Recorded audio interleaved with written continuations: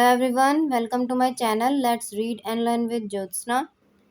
Today we will start chapter 2 of the chemistry of class 10th NCERT, that is acids, bases and salts. Right इससे पहले हम chapter 1 भी complete कर चुके हैं वर्ड टू वर्ड रीड करके, और हमने बायोलॉजी की भी सारे चैप्टर्स पूरे कर लिए हैं। तो आप सभी से रिक्वेस्ट है उन सभी वीडियोस को जाके ज़रूर देखिए। राइट, तो स्टार्ट करते हैं आज का topic. You have learned in your previous classes that the sour and bitter taste of food are due to acids and bases respectively present in them. ये हमने प्रीवियस क्लासेस में यानी कि आप लोगों ने नाइन्थ क्लास में पढ़ा होगा, एट्थ नाइन्थ में, कि जो सार और बिटर टेस्ट होता है फूड का, सावर मीन्स की खट्टा और बिटर मीन्स कड़वा टेस्ट जो होता है फूड का, वो किस लिए होता है? एसिड्स और जो बेसिस जो प्रेजेंट होते हैं फूड में उनकी वजह से। तो एसिड्स की वजह से सार टेस्ट होता है और बेसिस की वजह से बिटर टेस्ट आता है। If someone in the family is suffering from problem of acidity after over eating, which of the following would you suggest as a remedy?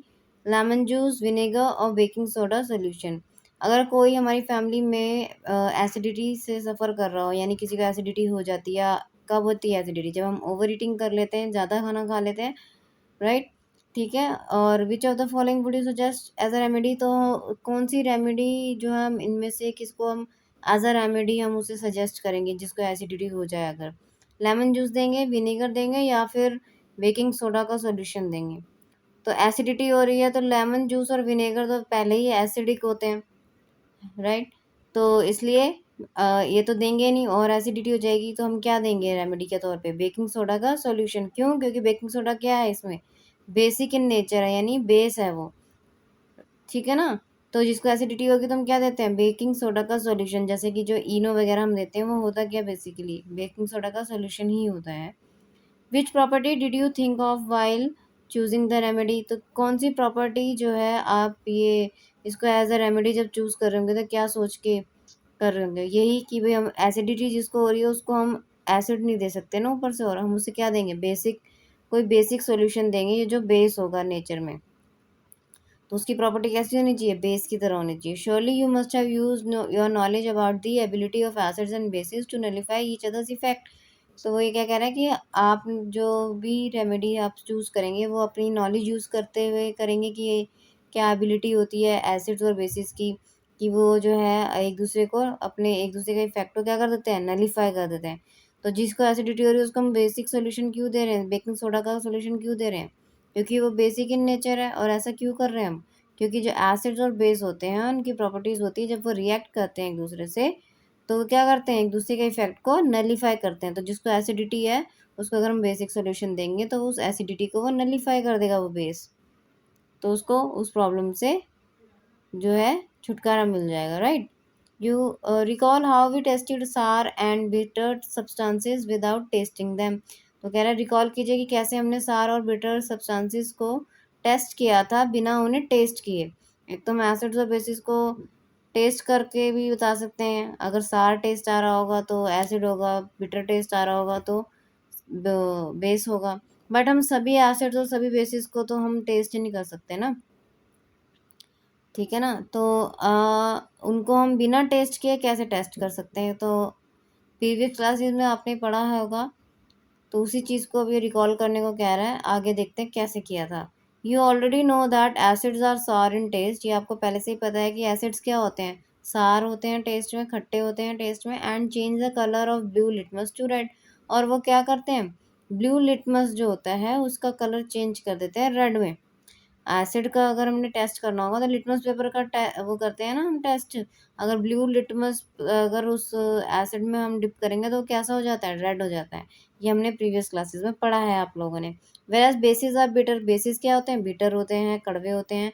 And change the colour of the red litmus to blue. और वो क्या करते हैं?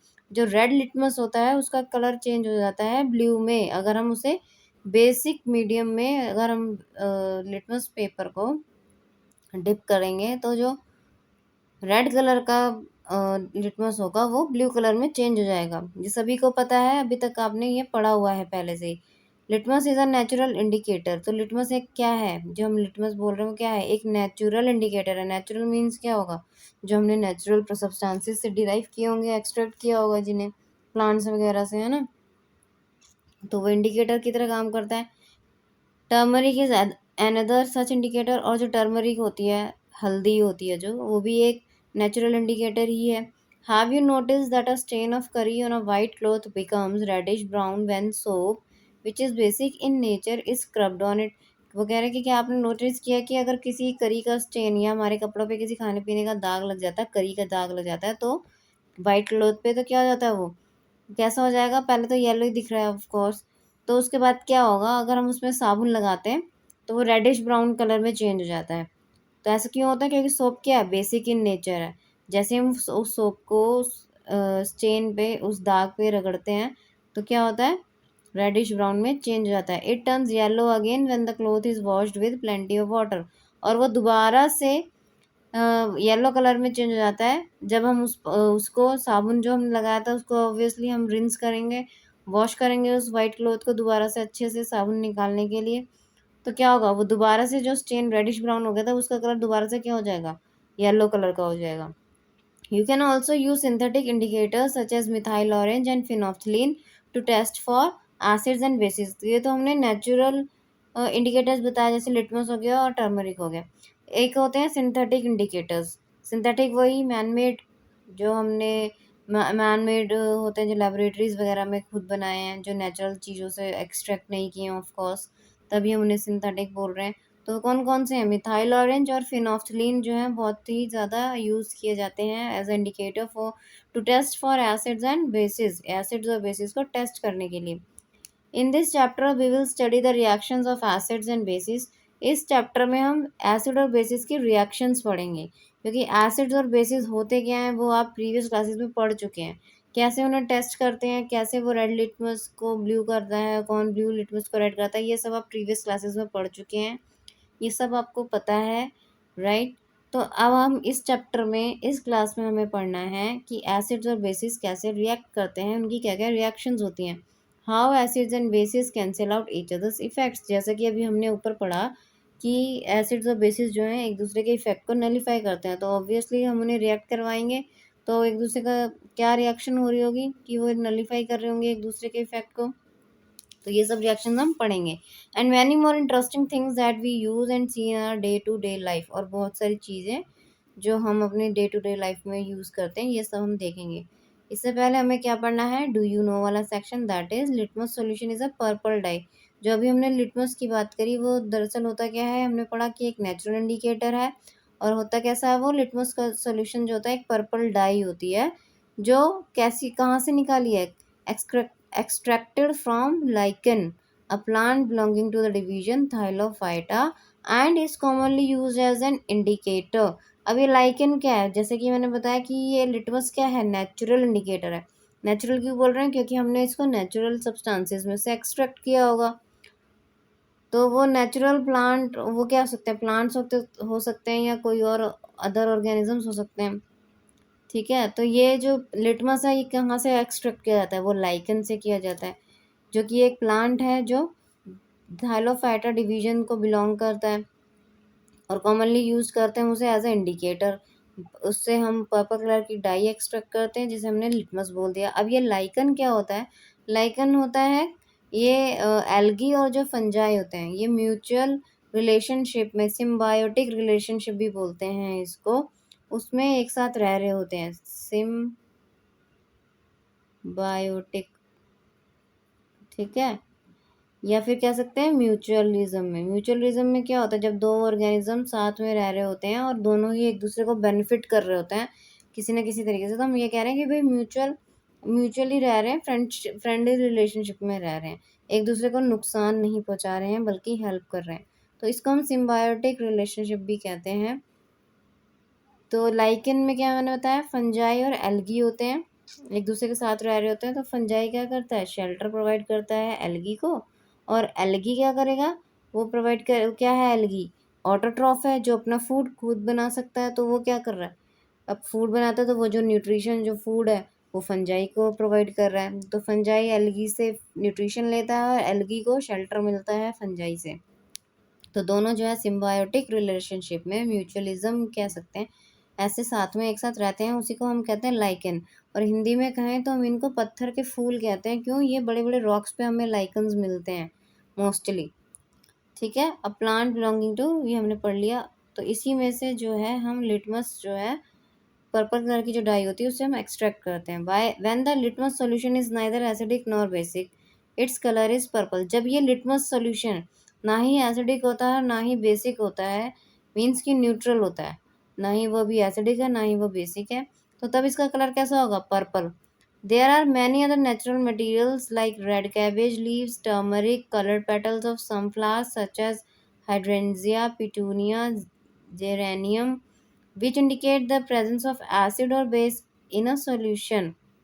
ठीक है, इनके इस litmus के अलावा और भी नेचुरल मटेरियल्स हैं, जैसे कि रेड कैबेज लीव्स हो गई, टर्मरिक हो गया, coloured petals of some flowers, कुछ फ्लावर्स के जो कलर्ड पेटल्स होते हैं या पंखुड़ियाँ कह लीजिए, किस किस का? हाइड्रेंजिया, पेटूनिया, जीरेनियम, इन सब की पंख फ्लावर्स की जो पंखुड़ियाँ होती हैं उनको भी हम यूज़ करते हैं एज अ नेचुरल इंडिकेटर। इसमें से भी हम एक्सट्रैक्ट निकाल के फिर हम इंडिकेटर्स बनाते हैं, विच इंडिकेट द प्रेजेंस ऑफ, ये टेस्ट करने के लिए कि एसिड है कि बेस है किसी भी सॉल्यूशन में। These are called acid base indicators and sometimes simply indicators. तो हम इन सबको क्या कहते हैं? एसिड बेस इंडिकेटर्स बोल देते हैं या फिर सिंपली इंडिकेटर्स भी बोल देते हैं। एसिड बेस इंडिकेटर्स क्यों बोल रहे हैं? क्योंकि एसिड और बेस का टेस्ट कर रहे हैं कि एसिड है कोई सॉल्यूशन या बेसिक है, और इंडिकेटर मतलब क्योंकि वो इंडिकेट कर रहे हैं, यही चीज़ तो इंडिकेटर्स हो गया।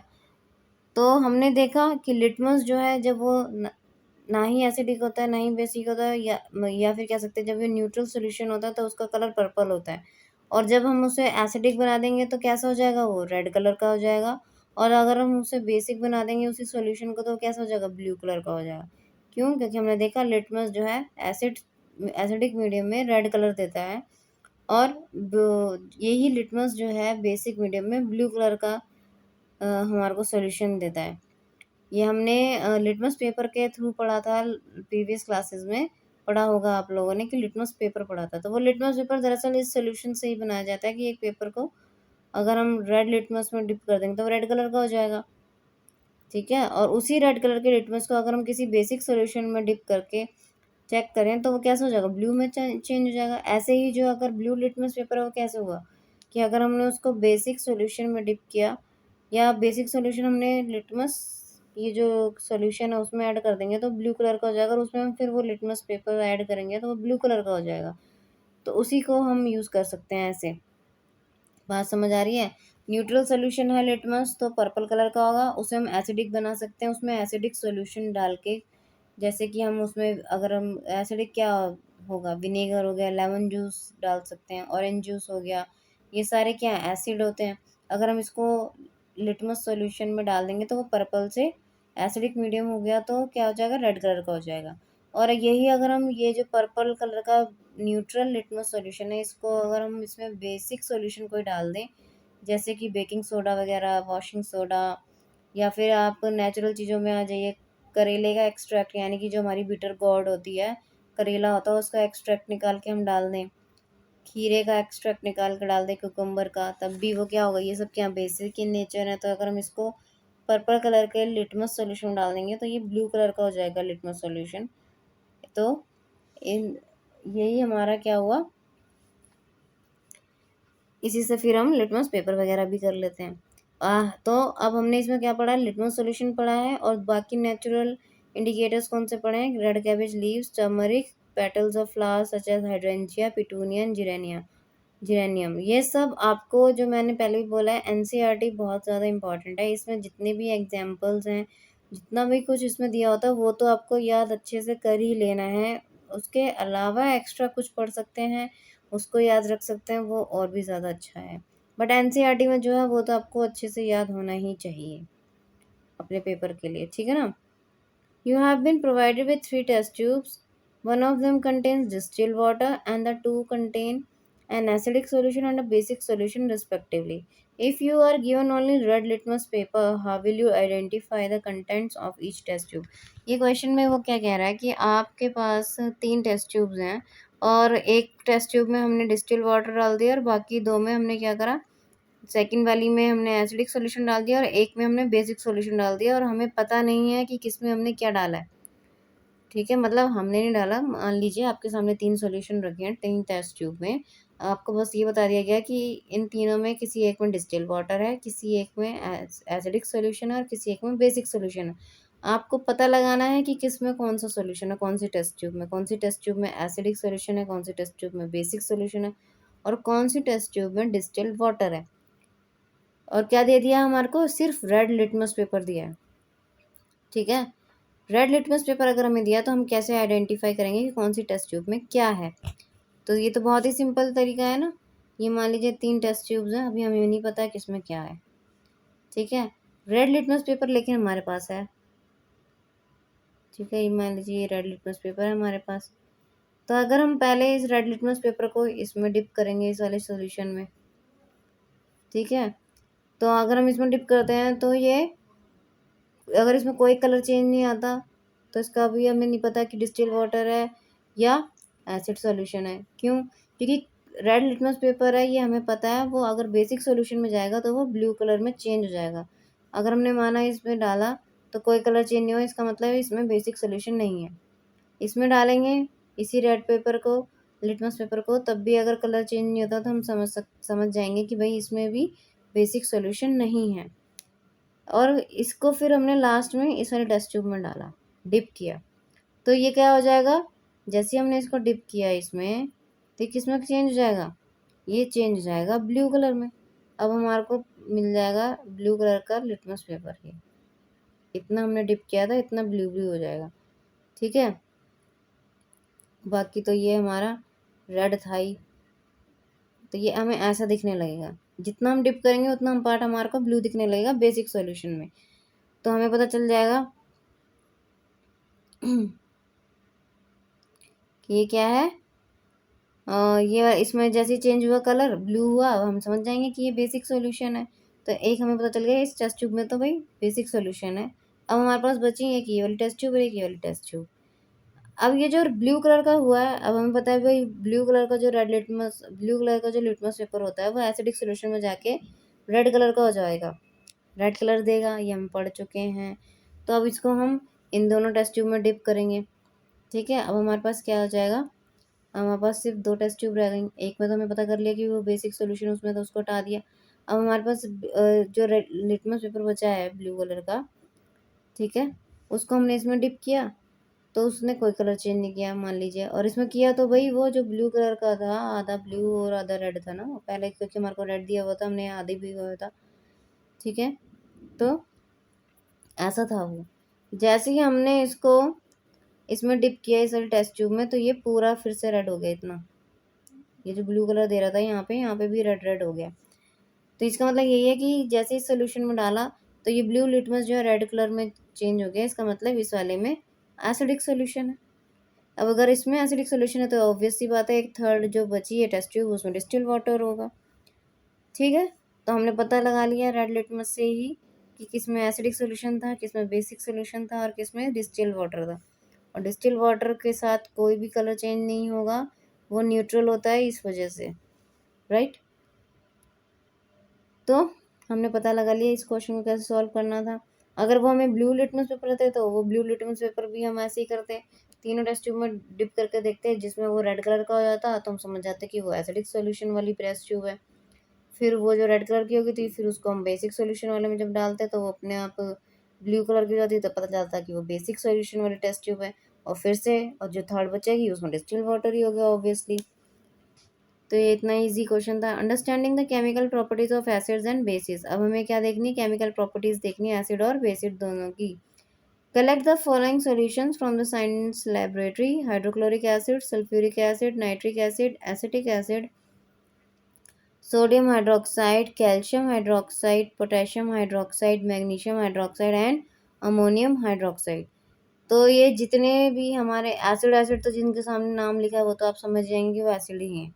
जैसे ही जिनके पीछे हाइड्रोक्साइड वगैरह लगा हुआ है या उनके सोल्यूशन, उनके जो मॉलिक्यूलर फॉर्मूला में OH दिख जाए आपको, यानी कि KOH NaOH, तो ये सारे वैसे भी क्या होते हैं, ये क्या होंगे, हमारे बेसिक इन नेचर होंगे। तो इन तो यानी हमने क्या लिया, एसिड्स लिए हैं और कुछ बेसिस लिए हैं। अब हमें क्या करना है, put a drop of each of the solution on a watch glass one by one and test which a drop of indicator shown in table 2.1. What color is did you observe with red litmus, blue litmus, phenolphthalein and methyl orange solutions for each of the solutions taken? तो ये जो हमारे को नीचे table दिख रहा है, तो हर एक जितने भी हमने इसमें से एसिड और ये बेसिस लिए हैं, इन सबको हम एक एक बार वॉच ग्लास पे एक एक ड्रॉप डालते जाएंगे और इन सब से चेक करते जाएंगे। तो वॉच ग्लास आपको पता ही है, वो ऐसा दिखता है देखने में, ठीक है। अब इसमें मान लीजिए हमने पहले हाइड्रोक्लोरिक एसिड की एक ड्रॉप डाली, तो एसिड है वो। रेड लिटमस सॉल्यूशन अगर हम इसमें ऐड करेंगे इसी के ऊपर, तो ये कुछ चेंज नहीं करेगा, लेकिन जैसे ही हम ब्लू लिटमस ऐड करेंगे तो ये रेड कलर का हो जाएगा ब्लू लिटमस सॉल्यूशन, ठीक है ना, वही पता है हमें। तो जितने भी एसिड्स होंगे उसके ऊपर जैसे हम ब्लू लिटमस ऐड करेंगे तो वो ब्लू लिटमस सॉल्यूशन जो है रेड कलर का हो जाएगा। और जितने भी बेसिस होंगे उसमें क्या होगा, जैसे ही हम रेड कलर का जो लिटमस सॉल्यूशन डालेंगे वो ब्लू कलर का हो जाएगा, ठीक है। अब हमें ये तो रेड और ब्लू जो लिटमस सॉल्यूशन है उसका तो हमें पहले से ही पता है कि कब बेसिस के साथ क्या कलर चेंज होगा और एसिड के साथ क्या चेंज कलर होगा। यही हमें देखना है फिनोल्फथालीन और मिथाइल ऑरेंज के साथ क्या होता है। तो देखो, मिथाइल ऑरेंज जो है वो एसिडिक सॉल्यूशन के साथ रेड कलर देगा और बेसिक सॉल्यूशन के साथ येलो कलर देगा। वहीं फिनोल्फथालीन जो है कलरलेस सॉल्यूशन होता है किसके साथ, एसिड सॉल्यूशन में, और पिंक कलर देता है वो बेसिक सॉल्यूशन में। तो जैसे ही वॉच ग्लास पे हमने फिनोल्फथालीन डालेंगे और उसमें हम जब भी बेसिक सॉल्यूशन डालेंगे, जैसे कि इसमें दिया हुआ है KOH, मैग्नीशियम हाइड्रोक्साइड दिया हुआ है, NaOH दिया हुआ है, सोडियम हाइड्रोक्साइड, पोटेशियम हाइड्रोक्साइड वगैरह दिए हुए हैं, ये जितने भी हाइड्रोक्साइड वाले जो हैं ये क्या है, बेसिक सॉल्यूशन है। तो ये फिनोल्फथालीन जैसे ही हम फिनोल्फथालीन में इनको ऐड करेंगे तो फिनोल्फथालीन जो हमारे को पिंक कलर देगा। और अगर हम फिनोल्फथालीन के साथ ऊपर हम एसिडिक सॉल्यूशन डालेंगे तो वो कैसा हो जाएगा, कलरलेस सॉल्यूशन हमें मिलेगा। वेरस मिथाइल ऑरेंज कैसा कलर देगा, एसिडिक एसिड्स के साथ रेड कलर का सॉल्यूशन देगा, और बेसिक सॉल्यूशन के साथ मिथाइल ऑरेंज हमें येलो कलर देगा। तो ये हमें ऐसे ही एज इट इज़ याद रखना है, तो इसको याद रखिएगा। These indicators tells us whether a substance is acidic और basic by change in colour. तो ये हमने देखा कि कलर चेंज ही तो देख रहे हैं हम इतनी देर से कि बेसिक सॉल्यूशन में कौन सा सॉल्यूशन कैसा कलर दे रहा है, कैसा चेंज कर रहा है, और एसिडिक सॉल्यूशन में क्या कलर हमें मिल रहा है। तो ये हमारे को एसिड और बेसिस को टेस्ट करने के लिए हम इसमें कलर चेंज देख रहे हैं। The there are some other substances whose odour changes in acidic और basic media, these are called olfactory indicators. Let us try out some of these indicators. तो जो कुछ और सब्सटेंसेस ऐसे होते हैं जो है हमें एसिड और बेसिक का टेस्ट कैसे पता चलता है, उनके थ्रू जो अपना ऑर्डर चेंज करते हैं, यानी कि उनके एसिड और बेसिस के साथ अलग अलग ऑर्डर देते हैं, वो अलग अलग स्मेल आती है। एसिड सॉल्यूशन के साथ अलग ऑर्डर मिलेगा, अलग स्मेल मिलेगी, और बेसिक सॉल्यूशन के साथ अलग ऑर्डर मिलेगा, अलग स्मेल मिलेगी। तो ऐसे अब यही बात आ गई फिर से ऑल फैक्ट्री, हम पिछले कितनी वीडियोस में बता चुकी हूँ। ऑल फैक्ट्री वर्ड क्या है, रूट वर्ड है किसके लिए, नोज से रिलेटेड, है ना। तो जहाँ भी ऑल फैक्टर आ गया तो यानी नोज से रिलेटेड कुछ बात हो रही होगी। तो यहाँ पे स्मेल की हम बात कर रहे हैं, ऑर्डर की बात कर रहे हैं, तो वो तो नोज से ही होगा। तो जो इंडिकेटर्स अपने ऑर्डर चेंज करते हैं एसिड और बेसिक मीडिया में, तो उनको हम कहते हैं ऑल फैक्ट्री इंडिकेटर्स। अब इन ऑल फैक्ट्री इंडिकेटर्स का कुछ एक्टिविटी हम देख लेते हैं। Take some finely chopped onions in plastic bag. कुछ जो है हमारे को कटी हुई प्याज लेनी है प्लास्टिक बैग में, उनके साथ में हमें क्लीन क्लॉथ की स्ट्रिप्स डाल देनी, टुकड़े डाल देने। Tie up the bag tightly and leave overnight. और वही क्लॉथ के स्ट्रिप्स उसके अंदर बैग में अनियंस जो कटे हुए डाले उनके साथ डाल के रखने हैं, और उसे फिर हमें पूरी रात छोड़ देना है ऐसे ही और फ्रिज में रख देना। The cloth strips can now be use to test for acids and bases. तो हमने ऐसा क्यों किया, जिससे कि जितना भी अनियंस का जो एक्सट्रैक्ट है वो क्लॉथ के स्ट्रिप्स में आ गया होगा, ठीक है, उसका ऑर्डर आ गया, अनियन की जो स्मेल है वो उन क्लोथ की स्ट्रिप्स में भी आ गई। अब इन क्लोथ स्ट्रिप्स को हम एसिड और बेसिस का टेस्ट के लिए यूज कर सकते हैं। Take 2 of these cloth strips and check their odour. अब 2 क्लोथ की ये जो स्ट्रिप्स हैं इनका जो हम ले लेंगे और इनका ऑर्डर चेक करेंगे कि कैसी स्मेल आ रही है इसमें से। Keep them on a clean surface, put up few drops of dilute HCl on one strip and few drops of dilute NaOH solution on another strip. तो 2 स्ट्रिप हमने इसलिए ली थी, क्यों? क्योंकि एक पे हम एसिड डालेंगे और एक पे हम बेसिक सोल्यूशन डालेंगे, और फिर हम उसका क्या करेंगे, ऑर्डर चेक करेंगे कि एसिड के साथ क्या ऑर्डर दिया और NaOH के साथ यानी कि बेसिक सॉल्यूशन के साथ कैसा ऑर्डर दिया। Rinse both the cloth strips with water and again check their odour. तो एक बार तो हमने एसिड डाल दिया और एक पे हमने बेस डाल दिया, तब हमने ऑर्डर चेक किया। उसके बाद उन दोनों ही स्ट्रिप्स को हमने वॉश करना है वाटर से, और उसके बाद फिर से हमें उनका ऑर्डर चेक करना है कि कैसी स्मेल आ रही है। Now take some dilute vanilla essence and clove oil and check their odour. ऐसे ही हमें वनीला एसेंस लेना है, क्लोव ऑयल लेना है, ठीक है, और उनका ऑर्डर भी चेक करना है। अब इनको भी हम एक बार एसिड से इनका टेस्ट करेंगे, इनके ऊपर एसिड मिला के, और दूसरे में हम बेस मिला के, तब भी देखेंगे कि भाई एसिड के साथ क्या इनका ऑर्डर आ रहा है, कैसी स्मेल दे रहे हैं, और बेस के साथ कैसी स्मेल दे रहे हैं। ठीक है, तो यही सारी जो है यही एक्टिविटी इसमें दी हुई है कि डिफरेंट डिफरेंट सब्सटेंसेस दिए हैं और इनके साथ कैसा ऑर्डर है। तो वो ऑर्डर तो आप जब तक खुद परफॉर्म नहीं करेंगे, आपको ऑर्डर तो जब तक स्मेल नहीं करेंगे तब तक नहीं पता कैसा आएगा। तो ये तो परफॉर्म करने पे ही पता चलेगा, इसमें कोई कलर चेंज नहीं हो रहा है कि हम बता सकें किसके साथ क्या कलर रहेगा। ऑर्डर जो है वो स्मेल करके ही पता चलेगा। तो यानी यही बात है कि ऑल्फैक्टरी इंडिकेटर्स हैं जो ऑर्डर चेंज करते हैं with acids and basic solution both. अलग अलग ऑर्डर आता है तो हम उससे पहचान लेते हैं कि किसके साथ कौन सा ऑर्डर आ रहा है, तो ये कौन सा सॉल्यूशन होगा। तो ये भी हम एसिड और बेसिस को टेस्ट करने के लिए यूज़ कर सकते हैं। How do acids and basis reacts with metals. अब हमें देखना है कि एसिड और जो बेस होते हैं वो मेटल्स के साथ कैसे रिएक्ट करते हैं। This activity needs the teachers assistance. Obviously जितना भी काम हमें लैब में करना है वो टीचर की असिस्टेंस में ही करना है। उन ठीक है, लैब असिस्टेंट या टीचर जब भी आप स्कूल जाएंगे तो आपको लैब में ऐसे ही काम करना है। Set the apparatus as shown in figure 2.1। ये 2.1 की जो फिगर है इसी की तरह हमें ऑपरेटर्स सेटअप करना है। Take about 5 ml of sulphuric acid in a test tube. एक हमें टेस्ट ट्यूब में 5 ml जो है डाइल्यूट सल्फ्यूरिक एसिड लेना है। Add few pieces of zinc granule to it. और इसमें हमने क्या डाल देना है, जिंक ग्रेन्यूल के पीसेस डाल देने। ये हमने एसिड लिया हुआ है इसमें और जिंक ग्रेन्यूल्स लिए हुए हैं, ये दिख रहा है हमें। What do you observe on the surface of zinc granules. तो ये हमने पहले भी जो है पिछले चैप्टर 1 में केमिस्ट्री के उसमें हमने ये वाली रिएक्शन पढ़ी थी कि हमने सल्फ्यूरिक एसिड में जब हम जिंक ग्रेन्यूल्स को रिएक्ट करवाते हैं तो क्या होता है। तो हमने देखा था कि सल्फ्यूरिक एसिड हो या HCl हाइड्रोक्लोरिक एसिड हो, तो हम दोनों में ही देखा था जिंक ग्रेन्यूल्स के साथ कैसी रिएक्शन थी। तो जिंक सल्फ हमने देखा था जिंक सल्फेट बन रहा था और हाइड्रोजन गैस रिलीज हो रही थी। और ऐसे अगर हमने HCl ऐड किया होता तो जिंक क्लोराइड बनता और उसमें भी H2 गैस यानी कि हाइड्रोजन गैस रिलीज होती। तो हमें H2 गैस के बबल्स यहाँ पे दिखते हैं, जैसा कि इस फिगर में दिख भी रहा है ना। और ये रिएक्शन हम चैप्टर 1 में कर चुके हैं, तो उन वीडियोस को जाकर ज़रूर देखिए, राइट, जिन्होंने भी नहीं देखी है। Pass the gas being evolve through the soap solution. अच्छा, उसमें तो हमने सिर्फ इतने किया था कि जिंक ग्रैन्यूल्स लिए थे, उसमें हमने सल्फ्यूरिक एसिड डाला था और हमने देखा था गैस कौन सी इवॉल्व हो रही है।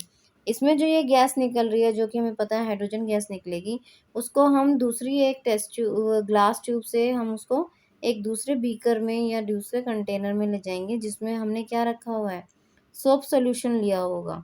ठीक है, ये इसमें हमने यहाँ पे सोप सोल्यूशन लिया हुआ है और ये गैस जो यहाँ से इवॉल्व हो रही है उसको हम यहाँ से इसमें से पास करवा रहे हैं। Why are bubbles form in the soap solution. तो ये सोप सोल्यूशन में बबल्स क्यों फॉर्म हो रहे हैं, ऑब्वियसली क्योंकि ये हाइड्रोजन गैस पास करवा रहे हैं, उसकी वजह से बबल्स फॉर्म हो रहे हैं। Take burning candle near a gas filled bubble. तो ये जो बबल्स निकल रहे हैं इनके पास जो है हम एक जलती हुई कैंडल ले जाएंगे, तो क्या हुआ, एक पॉप साउंड के साथ जो है ये बर्न होते जाएंगे। ठीक है, ये जो बबल्स हैं एकदम से पॉप साउंड के साथ ये ऐसे बर्न होंगे। तो इसका मतलब ये है, ये इंडिकेट कर रहे हैं कि ये हाइड्रोजन गैस निकल रही है। ठीक है, वट डू यू ऑब्जर्व, ये हमने देख लिया, क्या ऑब्जर्व करेंगे, पॉप साउंड के साथ हमारे को हाइड्रोजन गैस जो है निकलती हुई नजर आएगी और ये जो बबल्स हैं ये फूट जाएंगे। Repeat the activity with some more acids like HCl, HNO3 and CH3COH। इस एक्टिविटी को हम HCl के साथ भी कर सकते हैं, मतलब कि सल्फ्यूरिक एसिड की जगह हम HCl ले लेंगे, या फिर HNO3 भी ले लेंगे, या फिर CH3COOH यानी कि एसिटिक एसिड ले लेंगे। Are the observations in all the cases same और डिफरेंट, तो क्या इन सभी जब हमने HCl, HNO3 और CH3COH लेंगे तो इन सभी के साथ क्या सेम हमारे को ऑब्जर्वेशंस मिलेंगी जो सल्फ्यूरिक एसिड के साथ मिली हैं। Note that the metal in the above reactions displaces hydrogen atoms from the acids as hydrogen gas and forms a compound called a salt। हमें ये देखेंगे कि इसमें जो है ऑब्जर्वेशन सब में सेम रहेंगी, बट जो जिंक सल्फेट बनेगा उसकी जगह जिंक क्लोराइड बनेगा, जिंक एसीटेट बनेगा CH3COH के साथ, और नाइट्रिक एसिड के साथ अलग हमारे को मिलेगा। तो हम इनकी देख लेते हैं, लेकिन हर एक में H2 गैस तो ज़रूर निकलेगी। तो अगर मैं इनकी रिएक्शंस देखूं कैसे लिखेंगे, एक तो ये जिंक है, जिंक ग्रेन्यूल्स जो है वो जिंक ही है, तो उसको हमने जब हमने सल्फ्यूरिक एसिड के साथ लिया H2SO4, तो कैसे लिखेंगे हम इसको, ये बनता हमारा ZnSO4 और प्लस मैंने क्या बोला H2 गैस तो निकलेगी निकलेगी। ठीक है, और हमें याद रखना है जितनी भी रिएक्शंस हैं वो बैलेंस होनी चाहिए।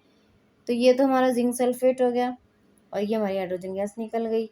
ये सल्फ्यूरिक एसिड था, ये जिंक ग्रेन्यूल्स जो थे ये जिंक है। और यही रिएक्शन अब हम किसके साथ देखें, HCl के साथ देखेंगे। तो HCl के साथ हमारे को क्या मिलेगा, जिंक क्लोराइड, और साथ में H2 तो निकलनी ही निकलनी है, और ये यहाँ पे 2 लग जाएगा, ये हमारी हो गई जिंक के साथ। तो ये जिंक क्लोराइड है, ये हाइड्रोजन गैस निकल रही है। ठीक है, और यही अभी उसने क्या बोला था, तीसरा हमने क्या लेना था, एसिटिक एसिड, CH3COOH को बोलते हैं एसिटिक एसिड। क्या बोलते हैं, एसिटिक एसिड। ठीक है, तो हमें क्या मिलेगा इससे, ZnCH3COO, ये होल का ट्वाइस, और ये साथ में हाइड्रोजन तो निकलेगी। अब ये इसको बैलेंस करना तो ये यहाँ पे भी 2 आएगा। ठीक है, तो ये रिएक्शन हमें मिलेगी। ये हमें क्या मिला है, यहाँ पे जिंक एसीटेट मिला है, इसका नाम है जिंक एसीटेट। तो सभी में हमें देखने को मिल रहा है कि रिएक्शन सेम ही हो रही है, हाइड्रोजन गैस तीनों में ही निकलेगी। और बस जो सॉल्ट बनेगा, सॉल्ट क्या बन रहा है, सॉल्ट क्या था, ये जो जिंक सल्फेट बनाता है, जिंक क्लोराइड बनाता है, जिंक एसीटेट बनाता है, ये क्या है, सॉल्ट है। तो इसको हमने क्या बोल देंगे, क्या बोल रहा है, एसिड था हमने लिया और मेटल लिया था, जिंक लिया था और एसिड लिए थे, तो हमें क्या मिल रहा था, सॉल्ट मिल रहा था और हाइड्रोजन गैस मिल रहा था। सॉल्ट कौन से मिल रहे थे, zinc sulphate, zinc chloride, zinc acetate, depending upon the acid which we are using. और जो एसिड करेंगे उस हिसाब से वो सॉल्ट मिलेगा। ठीक है, तो एसिड जब मेटल के साथ रिएक्ट करते हैं तो हमारे को सॉल्ट मिलता है, और क्या मिलता है, हाइड्रोजन गैस। सॉल्ट यहाँ पे खाने वाले सॉल्ट की बात नहीं है जो कि NaCl होता है। सॉल्ट यहाँ पे जो एसिड और बेसिस जब रिएक्ट करते हैं, नेगेटिव और पॉजिटिव आयन जुड़ के जो बनाते हैं एक कंपाउंड, तो उसे हम सॉल्ट बोलते हैं, राइट। तो जितने एसिड्स की हमने मेटल्स के साथ रिएक्शन देखनी थी, तो उसको अगर हम जनरल वे में लिखें तो क्या होगा, एसिड जब मेटल के साथ रिएक्ट करते हैं तो सॉल्ट और हाइड्रोजन गैस मिलती है। ऐसे हमें, can you notice the equations for the reactions you have observed, equations मैंने आपको बता दी। Activity 2.4, place a few pieces of granulated zinc metal in a test tube. एक टेस्ट ट्यूब में फिर से हमें जिंक मेटल लेना है, उसमें 2, अब क्या हमें वही एसिड और बेसिस दोनों की ही हमें रिएक्शंस देखनी थी ना मेटल के साथ, तो एसिड की मेटल के साथ तो देख ली, अब हमें बेस के साथ भी देखनी है मेटल की, कि बेसिस कैसे रिएक्ट करते हैं मेटल के साथ। तो वही हम जिंक मेटल ले रहे हैं फिर से, और उसमें हम क्या डालेंगे, सोडियम हाइड्रोक्साइड सोल्यूशन डालेंगे, और उसको फिर हम हीट करेंगे टेस्ट ट्यूब को। Repeat the rest of the steps as in activity 2.3 and record your observation. So जैसे कि हमने बाकी स्टेप्स जो है किए थे, कि जो भी गैस इवॉल्व हो रही थी उसको हमने सॉफ्ट सोल्यूशन पास करवाया था, और जो बबल्स निकल रहे थे उनके पास हम जलती हुई कैंडल ले जा रहे थे, और वो पॉप साउंड के साथ बर्न हो रहे थे बबल्स, राइट। तो वही चीज़ इसमें भी करनी है, बस हमने चेंज क्या कर दिया, एसिड ऐड करने की बजाय बस हमें अब बेसिक सॉल्यूशन ऐड करना है। तो इसमें हमने क्या ऐड करा है, सोडियम हाइड्रोक्साइड सॉल्यूशन। तो क्या इक्वेशन इसकी होगी, इन्होंने खुद ही लिख के दी है, ये सोडियम हाइड्रोक्साइड है, जिंक में हमने ऐड किया तो हमें क्या मिलेगा, सोडियम जिंकेट, और साथ में हाइड्रोजन गैस रिलीज हो रही है इसमें भी। तो यानी जो बाद का प्रोसीजर था जिसमें हमने सोप सॉल्यूशन से जो गैस को इवॉल्व किया, बबल्स निकले, कैंडल लाए जलते हुए, पॉप साउंड के साथ बर्न हुए, तो वो सब कुछ सेम ही होगा क्योंकि हाइड्रोजन गैस ही निकल रही है इसमें भी। You find that hydrogen is formed in the reaction वगैरह, आप देखेंगे कि रिएक्शन में हाइड्रोजन गैस बन रही है। However such reactions are not possible with all metals, लेकिन ये हमें ध्यान रखना होगा कि ये सभी मेटल के साथ ऐसा ही रिएक्शन हमें नहीं मिलेगा बेसिक सॉल्यूशंस का। ठीक है। How do metal carbonates and metal hydrogen carbonates react with acid, कैसे जो है मेटल कार्बोनेट्स और मेटल हाइड्रोजन कार्बोनेट्स रिएक्ट करते हैं एसिड्स के साथ। अभी हमने पहले एसिड्स के साथ और बेसिस के साथ मेटल का देखा रिएक्शन को। ठीक है, दोनों में ही हमें दिखा कि हाइड्रोजन गैस तो निकलती ही निकलती है। अब हमें मेटल कार्बोनेट्स और मेटल हाइड्रोजन कार्बोनेट्स की रिएक्शन देखनी है एसिड्स के साथ। तो इसमें हम क्या देख रहे हैं, take two test tubes, label them as A and B. दो टेस्ट ट्यूब्स हमें लेनी है और एक को हमने ए मार्क कर दिया और एक को हमने बी मार्क कर दिया। Take about 5.5 grams of sodium carbonate, metal carbonate है, सोडियम मेटल है और उसका कार्बोनेट, मेटल कार्बोनेट्स की रिएक्शन हमें देखनी है एसिड्स के साथ। तो हमने यहाँ पे क्या लिया, सोडियम कार्बोनेट लिया, उसका फॉर्मूला आपको दिख ही रहा है, Na2CO3 की तरह लिखेंगे। टेस्ट ट्यूब ए में हमने सोडियम कार्बोनेट लेना है और टेस्ट ट्यूब बी में हम लेंगे सोडियम हाइड्रोजन कार्बोनेट, और उसका फॉर्मूला भी आपको दिख लिया। ये बहुत इंपॉर्टेंट है, ये पूछे जाते हैं कि सोडियम कार्बोनेट का मॉलिक्यूलर फॉर्मूला बताओ और हाइड्रोजन कार्बोनेट का बताओ, या फिर आपको ये फॉर्मूला दे दिया जाएगा और उसका नाम पूछ लिया जाएगा, तो ये आपको पता होने चाहिए। अब तो क्या एमसीक्यूज आएंगे, तो अब चाहे क्वेश्चन आपसे एमसीक्यूज की तरह पूछे कोई या वैसे भी पूछता, तो आपको बस आंसर पता होना चाहिए, क्वेश्चन किसी भी तरीके से कोई भी पूछ ले। तो एनसीईआरटी का मैंने बार बार बोला है, जो जो एनसीईआरटी में दिया हुआ है वो हमें अच्छे से याद होना चाहिए, अच्छे से पता होना चाहिए, जितने भी एग्जाम्पल्स होते हैं, जितनी भी रिएक्शंस होती हैं, जो भी चीज़ एनसीईआरटी में होती है वो हमें एकदम से घोल के पीनी है। एनसीईआरटी क्या है, गागर में सागर की तरह काम करती है। हमारे टीचर हमें बताते थे हमारे टाइम पे कि एनसीईआरटी गागर में सागर है, इसमें सब कुछ दिया हुआ है और इसको जो है हमारे को यानी कि थोड़ी सी जगह में बहुत सारा ज्ञान दिया हुआ है। रीड बिटवीन द लाइंस हमें इसमें करना होता है।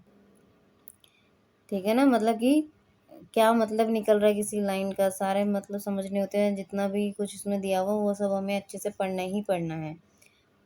ठीक है, तो ये सोडियम कार्बोनेट का फॉर्मूला आपको पता होना चाहिए, सोडियम हाइड्रोजन कार्बोनेट का पता होना चाहिए।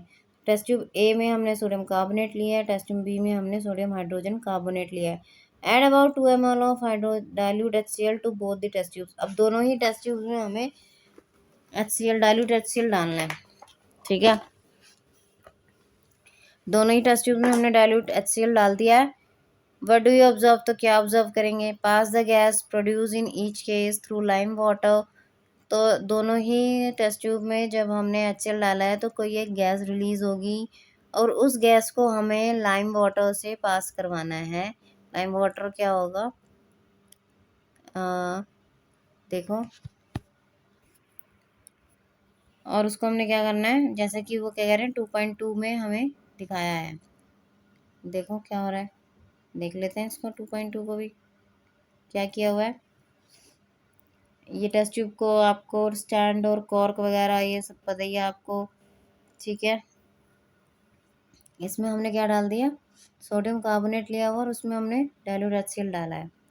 डाइल्यूट जब हमने HCl डाला है तो एक गैस रिलीज होगी, जब वो गैस रिलीज होगी उसको हम यहाँ से इस ग्लास ट्यूब के थ्रू इसको हम कैल्शियम हाइड्रोक्साइड सॉल्यूशन में पास करवा रहे हैं, लाइम वाटर बोल रहे हैं हम जिसको। ठीक है, अब होगा क्या, इससे होगा क्या, the reactions occur in the above activity are written as. Test tube A में क्या होगा, जिसमें हमने सोडियम कार्बोनेट लिया था उसमें हमने HCl डाला है, ये पता ही है, तो ये NaCl बन गया है, वही सोडियम क्लोराइड, और वाटर बनेगा, और गैस कौन सी बन रही है, CO2, वही गैस जो है हम कैल्शियम हाइड्रोक्साइड सोल्यूशन से पास करवा रहे हैं। और टेस्ट ट्यूब बी में हमने क्या लिया था, सोडियम हाइड्रोजन कार्बोनेट लिया था, उसमें भी हमने HCl डाला था, तो उसमें भी क्या मिलेगा हमारे को, NaCl ही मिलेगा, वाटर मिलेगा, और इसमें भी हमें कार्बन डाइऑक्साइड यानी कि चाहे मेटल कार्बोनेट हो चाहे मेटल हाइड्रोजन कार्बोनेट हो, जब हमने उसमें एसिड डाल रहे हैं तो हमारे को प्रोडक्ट्स जो है सेम मिल रहे हैं। आप देख रहे हैं दोनों में हमें NaCl मिल रहा है, दोनों में वाटर मिल रहा है, दोनों में ही सेम गैस प्रोड्यूस हो रही है, CO2। तो ये तो और भी ईजी है याद करना। On passing the carbon dioxide gas evolve through lime water, तो जो कार्बन डाइऑक्साइड गैस रिलीज हो रही थी उसको जब हमने लाइम वाटर से पास किया है तो क्या होगा, जो लाइम वाटर है वो मिल्की सॉल्यूशन में चेंज हो जाएगा। यानी कि ये लाइम वाटर क्या होता है, कैल्शियम हाइड्रोक्साइड। इसका देख लीजिए इसका फॉर्मूला भी, कैल्शियम हाइड्रोक्साइड लाइम वाटर। पूछ सकते हैं इसका फॉर्मूला कि लाइम वाटर को और क्या बोलते हैं, या फिर इसका फॉर्मूला वो क्या होता है। उसमें हमने क्या पास करवा रहे हैं, CO2 को। तो क्या बनेगा, CaCO3 कैल्शियम कार्बोनेट बनेगा और वाटर बनेगा। ये वाइट PPT बनेगा कैल्शियम कार्बोनेट का। तो ये रिएक्शन बहुत ज़्यादा इंपॉर्टेंट है, बहुत ही बहुत ज़्यादा। इसमें अब MCQs के फॉर्म में आना है तो वो आपको कोई भी एक प्रोडक्ट मिसिंग दिखा देगा और उसको पूछ लेगा कि भाई मान लीजिए अगर कैल्शियम हाइड्रोक्साइड और ये पूछ ले कि पास करवाया तो क्या बनता है, हमें पता होना चाहिए कैल्शियम कार्बोनेट बनता है और उसका हमें फॉर्मूला भी पता होना चाहिए। ऐसे ही sodium carbonate, sodium hydrogen carbonate दोनों में HCl हम जब डाल रहे हैं तो हमें क्या मिलेगा, सॉल्ट मिलेगा, यानी कि NaCl मिलेगा, वाटर मिलेगा और कार्बन डाइऑक्साइड मिलेगा। ठीक है। On passing excess of carbon dioxide the following reaction takes place. तो ये तो यह है कि हमने जब कार्बन डाइऑक्साइड लाइम वाटर से कैल्शियम हाइड्रोक्साइड सोल्यूशन से पास करवाई तो वो मिल्की सोल्यूशन में चेंज हो जाता है। यानी कि वो जो मिल्कीनेस होती है वो जो, तो वो वाइट कलर का PPT बन रहा होता है, किसका, कैल्शियम कार्बोनेट का। अब उसमें हम जब और भी कार्बन डाइऑक्साइड गैस पास करते जाएंगे बार कंटिन्यूसली, तो यानी कि एक्सेस अमाउंट में हम कार्बन डाइऑक्साइड पास करवा रहे हैं तो क्या होगा, जो कैल्शियम कार्बोनेट है उसमें क्या है, वाटर और CO2 भी ऐड और होती चली जा रही है। तो वो किस में चेंज हो जाएगा, जो मिल्कीनेस है उस सॉल्यूशन की वो ख़त्म हो जाएगी। और हमें क्यों होगी, क्योंकि ये जो कैल्शियम कार्बोनेट PPT बन रहा था वो सोल्यूबल होने लगेगा, वो घुलने लगेगा और क्या देगा हमारे को, कैल्शियम हाइड्रोजन कार्बोनेट। ठीक है, कैल्शियम बाइकार्बोनेट बोलेंगे आप इसको। तो ये कैसा, जब ये कैल्शियम बाइकार्बोनेट बनेगा तो ये कैसा होगा, सोल्यूबल इन वाटर दिया हुआ है। और जो CaCO3 था वो इनसॉल्युबल इन वाटर था, तभी तो PPT बन रहा था, प्रेसिपिटेट की फॉर्म में मिल रहा था, मिल्कीनेस दिख रही थी, वाइटिश कलर का PPT दिख रहा था हमारे को।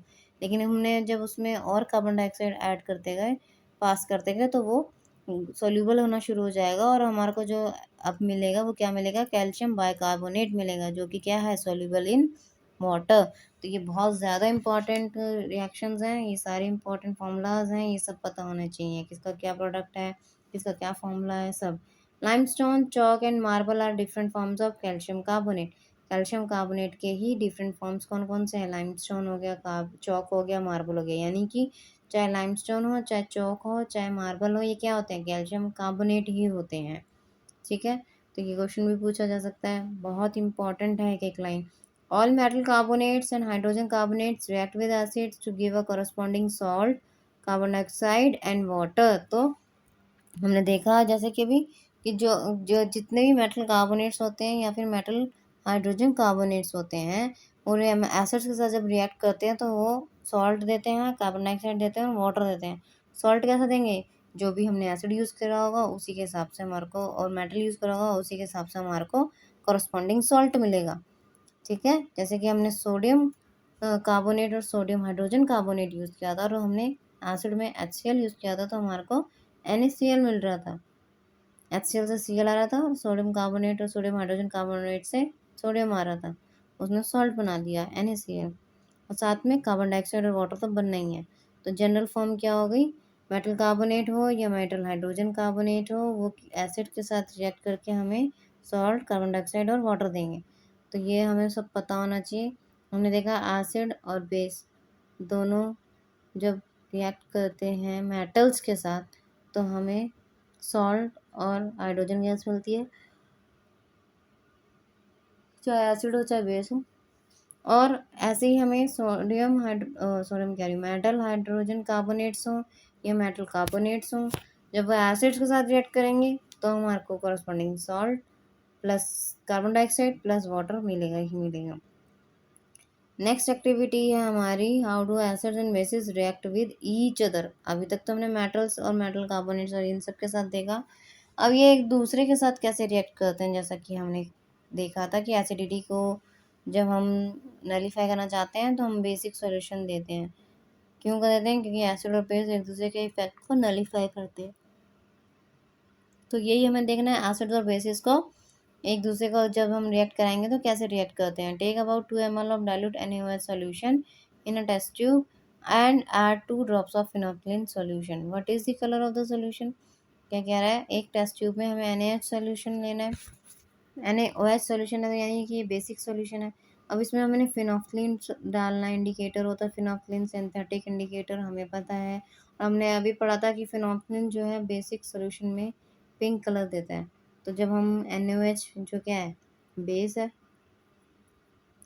इसमें हम जब फिनोल्फिन डालेंगे तो हमें कैसा कलर मिलेगा? पिंक कलर मिलेगा फिनोल्फिन डालते ही, है ना। फिनोल्फिन जो है पिंक कलर देगा। तो ये तो हमने एक बता दिया। Add dilute HCl solution to the above solution drop by drop. ऐसे ही जो है, अब जो है हमें इसमें ड्रॉप ड्रॉप करके HCl सॉल्यूशन डालना है इसी के अंदर जिसमें हमने NaOH और फिनोल्फिन डाला हुआ है। Is there any colour change for the reaction mixture? क्या इस रिएक्शन मिक्सचर का कोई कलर चेंज होगा?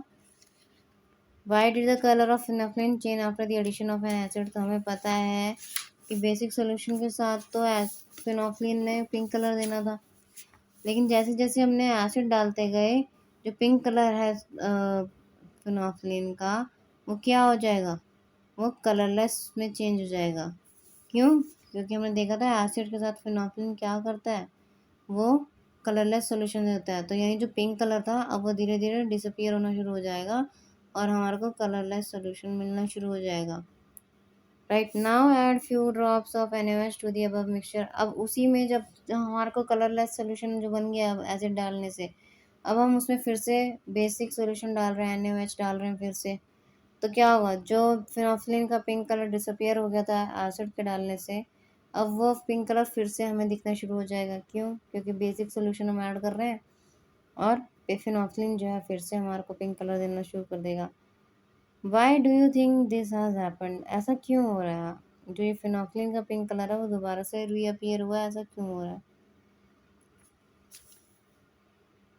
तो इससे हमें पता चल In the above activity, we have observed that the effect of a base is nullified by the acid and vice versa. तो इससे हमें पता चल रहा है कि पहले जब बेसिक सॉल्यूशन था और उसमें हमने फिनोल्फिन डाला था तो पिंक कलर आ गया था, लेकिन जैसे ही हमने अब हमारे पास क्या है उस टेस्ट ट्यूब में, बेसिक बेस है। अब उसमें हमने HCl जब डाला, एसिड डाला, तो उसने क्या किया, फिनोल्फिन का कलर जो है कलरलेस होने लगा पिंक से, वो फिर से हमारे को कलरलेस सॉल्यूशन देने लगा, क्योंकि हमें पता है एसिड जो है फिनोल्फिन एसिडिक सॉल्यूशन में कलरलेस सॉल्यूशन देता है, लेकिन उसमें तो प्रेजेंट NaOH भी था। तो इससे हमें ये पता चलता है जैसे ही एसिड को हमने NaOH में डाला तो उसने NaOH के इफेक्ट को नलीफाई करना शुरू कर दिया, है ना। तभी तो एसिड की वजह से फिनोल्फिन कलरलेस सॉल्यूशन दे रहा, वरना तो अगर वो नलीफाई नहीं कर रहा होता NaOH के इफेक्ट को तो फिनोल्फिन का कलर जो पिंक था वो पिंक ही रहता, कलरलेस होता ही नहीं। लेकिन जैसे ही हमने एसिड ऐड किया तो NaOH का इफेक्ट को वो नलीफाई करने लगा, तभी हमारा फिनोल्फिन कलरलेस इंडिकेशन कलरलेस हो गया। और जैसे ही हमने अब उसमें क्या है, एसिड है, अब जैसे ही हमने उसमें फिर से बेस डाला तो उस बेस ने उस एसिड का इफेक्ट को नलीफाई करना शुरू कर दिया, तभी हमारे को फिनोल्फिन जो है फिर से क्या कर रहा है, पिंक कलर दे रहा है ना। वरना तो फिर कलर नहीं देता अगर वो जो NaOH जो हम दोबारा ऐड कर रहे हैं तो वो HCl के इफेक्ट को नलीफाई नहीं कर रहा होता तो पिंक कलर हमें नहीं मिल रहा होता, कलरलेस ही रहता सॉल्यूशन। लेकिन पिंक कलर दोबारा से हमें दिखा। इससे हमें पता चल रहा है कि एसिड और बेसिस एक दूसरे के इफेक्ट को नलीफाई करते हैं। The reaction takes place is written as, तो ये जो रिएक्शन हो रही है बेसिकली क्या हो रही है, NaOH और HCl को हम ऐड कर रहे थे, फिनोल्फिन इंडिकेटर का काम कर रहा है, इसलिए हम उसे रिएक्शन में नहीं लिखेंगे, वो रिएक्टेंट नहीं है, वो जस्ट इंडिकेटर का काम कर रहा है, इसलिए वो रिएक्टेंट नहीं है कि आप यहाँ पे फिनोल्फिन भी लिख देंगे, नो। रिएक्टेंट्स हमारे क्या हैं, एसिड और बेस है, NaOH और HCl है यहाँ पे। फिनोल्फिन जस्ट इंडिकेटर का काम है, जो कलर चेंज करके हमें बता रहा है कि एसिड है कि बेस है। तो हमारे को क्या मिल रहा है, NaCl मिल रहा है और water. The reactions between an acid and base to give a salt and water is known as neutralisation reaction. तो ये जो एसिड और बेस के बीच में जो रिएक्शन होती है उसको हम, जिससे हमारे को क्या मिल रहा है, सॉल्ट मिल रहा है और वाटर मिल रहा है, तो वो किसको ऐसे ऐसी रिएक्शन को क्या बोलते हैं, न्यूट्रलाइजेशन रिएक्शन। क्यों बोल रहे हैं, क्योंकि एक दूसरे के इफेक्ट को नलीफाई कर रहे हैं। In general a neutralisation reaction can be written as base plus acid gives you salt and water. ये सब आपको अच्छे से याद कर लेना है, रट लेना है, ठीक है, समझ के रटना है। सारी जनरल रिएक्शंस की, एसिड और बेस की जनरल रिएक्शन जो है, जैसे कि यहाँ पे दिया है ऊपर, अभी हमने देखा metal carbonates, metal hydrogen carbonates की एसिड के साथ जनरल रिएक्शंस, और एसिड और बेस की दोनों की जो है मेटल के साथ जनरल रिएक्शन, ये सब हमें याद होनी चाहिए, और बाकी रिएक्शंस जो एग्जांपल्स के साथ हैं वो भी याद होनी चाहिए, ठीक है। आई होप आपको सब समझ आ रहा होगा। अब हम देखते हैं reaction of metallic oxides with acids, कि जो मेटालिक ऑक्साइड्स हैं वो कैसे एसिड्स के साथ रिएक्ट करते हैं। ठीक है, small amount of copper oxide, metallic oxide बोला ना, तो कॉपर क्या मेटल, और ऑक्साइड तो copper oxide, in a beaker and add dilute hydrochloric acid slowly while stirring. अब उस एक बीकर में हमें कॉपर ऑक्साइड को ले लेना है और उसमें हमने धीरे धीरे डाइल्यूट सल्फ्यूरिक हाइड्रोक्लोरिक एसिड यानी कि HCl डालना है। स्लोली बोला है, वाइल स्टरिंग, साथ साथ स्टर करते जाना है, हिलाते जाना है उस सॉल्यूशन को। Note the colour of the solution, what has happen to the copper oxide. और हमें उस सॉल्यूशन के कलर को नोट करना है कि भाई क्या चेंजेस आ रहे हैं और क्या हुआ कॉपर ऑक्साइड का इस वाली रिएक्शन में। You will notice that the colour of the solution becomes blue green and the copper oxide dissolves. हम देखेंगे कि जो सॉल्यूशन का जो कलर है वो ब्लू ग्रीन में चेंज हो जाएगा और जो कॉपर ऑक्साइड है वो धीरे धीरे डिजॉल्व हो जाएगा। The blue green colour of the solution is due to the formation of copper two chloride in the reaction. ये जो ब्लू ग्रीन कलर है वो किसकी वजह से हो रहा है, क्योंकि कॉपर ऑक्साइड चेंज हो रहा है कॉपर टू क्लोराइड में, ठीक है, इन द रिएक्शन। तो ये ऐसे भी क्वेश्चन पूछा जा सकता है कि जो ब्लू ग्रीन कलर हमें मिलता है इस रिएक्शन में वो किसकी वजह से मिलता है। चार ऑप्शन दिए होंगे, आपको ये वाला ऑप्शन चूज करना होगा। या फिर ये है कि आप पूछ सकते हैं कि इस वाली रिएक्शन में कॉपर टू क्लोराइड जो बन रहा होता है उसकी वजह से कौन सा कलर आ रहा होता है। तो आपको चार कलर दिए होंगे तो आपको ब्लू ग्रीन कलर पता होना चाहिए। तो बेसिकली आपको ये याद रखना है, फिर चाहे वो क्वेश्चन कैसे भी पूछ ले, कितने भी ऑप्शन दे ले। The general reactions between a metal oxide and an acid can be written as, तो जनरल रिएक्शन क्या होगी मेटल ऑक्साइड और एसिड की, मेटल ऑक्साइड प्लस एसिड क्या देंगे, सॉल्ट और वाटर। ये आपको अच्छे से याद करना है। Now write and balance the chemical reaction for the above reaction, since the metallic oxide reacts with acids to give salts and water similar to the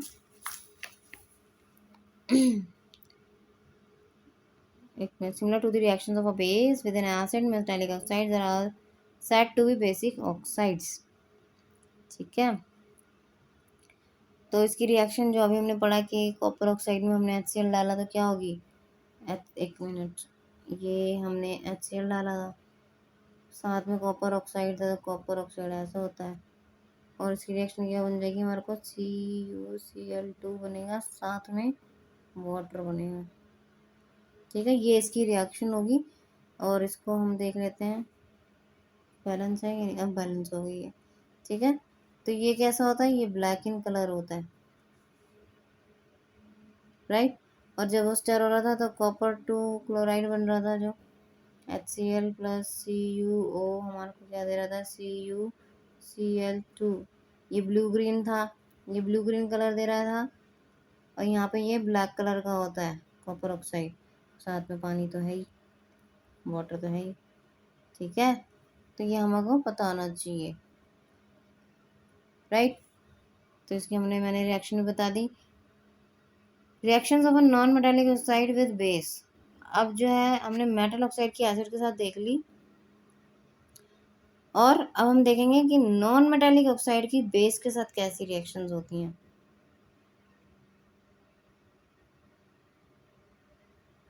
अच्छा, इसमें एक चीज़ और दी हुई है कि मेटालिक ऑक्साइड्स को हम बेसिक ऑक्साइड्स भी कहते हैं, ये आपको याद रखना है, ये पूछा जा सकता है। तो रिएक्शंस देखते हैं हम किसकी, नॉन मेटालिक ऑक्साइड्स की बेस के साथ। You saw the reaction between carbon dioxide and calcium hydroxide lime water in activity 2.5. ये रिएक्शन अभी हमने देखी है. Calcium hydroxide which is a base, जो कि एक बेस है, reacts with carbon dioxide to produce salt and water. हमने देखी है रिएक्शन ऊपर अभी. Since this is similar to the reaction between a base and an acid, we can conclude that non metallic oxides are acidic in nature.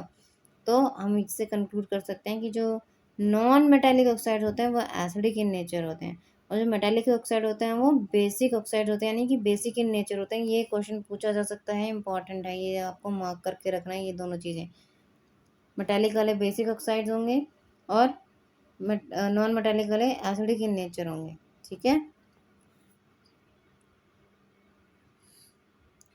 इसके बाद क्या है, questions हैं. What do all acids and basis have in common. तो ये चीज़ें हम next video में करेंगे. आज के लिए सिर्फ इतना ही. आई होप आपको समझ आएगा.